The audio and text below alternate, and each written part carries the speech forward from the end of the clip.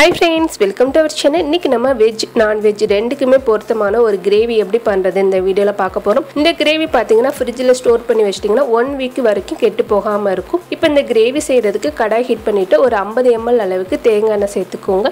தேங்காய் எண்ணெய் சேர்த்ததுக்கு அப்புறமா 4 பெரிய சைஸ் வெங்காயம் ஸ்லைஸா கட் பண்ணிருக்கேன். அதையும் சேர்த்துட்டு நல்ல டார்க் ப்ரௌன் வர வரைக்கும் நம்ம வதக்கிற போறோம். எந்த அளவுக்கு வெங்காயம் வதக்குறோமோ அந்த அளவுக்கு கிரேவி சீக்கிரம் கெட்டு போகாது. அதே போல டேஸ்டும் நல்லா இருக்கும். இப்போ இதெல்லாம் ஓரமா நகட்டிட்டு இது கூட ஒரு 4 ஏலக்காய், ஒரு அன்னாச்சி பூ, 5 பீஸ் கிராம்பு, 1 டேபிள் ஸ்பூன் அளவுக்கு சோம்பு சேர்த்துருக்கேன். இது கூட 3 பீஸ் பட்டை. இந்த அன்னாச்சி பூவை கட் பண்ணிட்டு நம்ம சேர்த்துக்கலாம். இப்போ இது எல்லாத்தையும் சேர்த்துட்டு ஒரு 2 நிமிஷம் மட்டும் நல்லா ஃப்ரை பண்ணிக்கிற போகிறோம். நம்ம சேர்த்துந்த பொருட்கள்லாம் ஃப்ரை ஆனதுக்கு அப்புறமா இது கூட 2 டீஸ்பூன் அளவுக்கு வெள்ளை எள்ளு சேர்த்துக்கோங்க.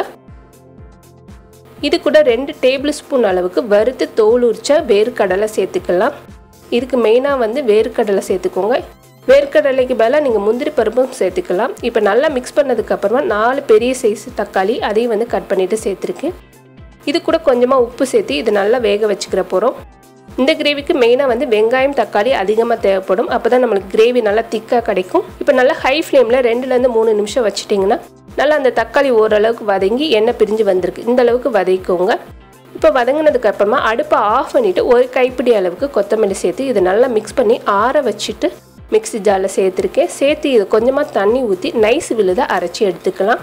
இப்போ இந்த மாதிரி நைஸ் விழுதை அரைச்சதுக்கு அப்புறமா அடுத்து கடாய் ஹீட் பண்ணிவிட்டு 50 ml அளவுக்கு நல்லெண்ணெய் சேர்த்துக்கலாம். சேர்த்ததுக்கு அப்புறமா ஆயில் ஹீட் ஆகிறதுக்கு முன்னாடி பொடி சேர்த்துருங்க. ஒரு 2 டேபிள் ஸ்பூன் அளவுக்கு தனி மிளகாத்தூள், 2.5 டேபிள் ஸ்பூன் அளவுக்கு தனியாத்தூள் சேர்த்துக்கலாம். மிளகாத்தூளை விட தனியாத்தூள் கொஞ்சம் அதிகமாக சேர்த்துக்கோங்க. இது கூட 1 டீஸ்பூன் அளவுக்கு மிளகுத்தூளும் 1 டீஸ்பூன் அளவுக்கு ஜீரகத்தூளும் சேர்த்துருக்கேன். 1/4 டீஸ்பூன் அளவுக்கு மஞ்சத்தூள் சேர்த்துக்கலாம். 1 டேபிள் ஸ்பூன் இஞ்சி பூண்டு பேஸ்ட்டு சேர்த்துட்டு இது கூட ஒரு பச்சை மிளகா கட் பண்ணிவிட்டு இது கூட சேர்த்துக்கலாம். சேர்த்துட்டு இது எல்லாமே ஆயில் ஹீட் ஆகிறதுக்கு முன்னாடியே நல்லா மிக்ஸ் பண்ணிடுங்க. நல்லா கலந்ததுக்கு அப்புறமா இதில் நம்ம அரைச்சி வச்ச விழுதை சேர்த்துக்கிற போகிறோம். ஒரு 2 நிமிஷம் நல்லா வதங்கினதுக்கு அப்புறமா இந்த அரைச்ச விழுதை சேர்த்துட்டு நல்லா மிக்ஸ் பண்ணி விட்டுருங்க. நல்லா இந்த மசாலாவோட மிக்ஸ் பண்ணதுக்கு அப்புறமா கொஞ்சமாக உப்பு சேர்த்துக்கலாம். ஏற்கனவே நம்ம தக்காளி வதக்கும்போது கொஞ்சம் உப்பு சேர்த்துருந்தோம். இன்னும் கொஞ்சம் உப்பு சேர்த்துட்டு இதில் 1லேருந்து 1.5 கப் அளவுக்கு தண்ணி சேர்த்துக்கிற போகிறோம். இப்போ கொஞ்சமாக தண்ணி சேர்த்துருக்கேன். இதை மூடி போட்டு ஒரு 2 நிமிஷம் வச்சுட்டு திருப்பி கொஞ்சம் தண்ணி ஊற்றிக்கோங்க. ஏன்னா நம்ம வேர்க்கடலை எல்லாம் சேர்த்துருக்கனால சீக்கிரமாக கெட்டியாக ஆரம்பிச்சிடும். இப்போ பார்த்தீங்கன்னா ஒரு 20லேருந்து 25 நிமிஷம் நல்லா கொதிச்சதுக்கப்புறமா எண்ணெய் பிரிஞ்சு வந்திருக்கு. இதுக்கு மேலே கொஞ்சம் கொத்தமல்லி சேர்த்துட்டு நம்ம இறக்கிடலாம். இந்த கிரேவியை நீங்களும் கண்டிப்பாக ட்ரை பண்ணி பாருங்கள். இந்த வீடியோ உங்களுக்கு பிடிச்சிருந்துச்சுன்னா லைக் பண்ணுங்கள், ஷேர் பண்ணுங்கள். மறக்காமல் நம்மளோட சேனலுக்கு சப்ஸ்கிரைப் பண்ணுங்கள். தேங்க்யூ.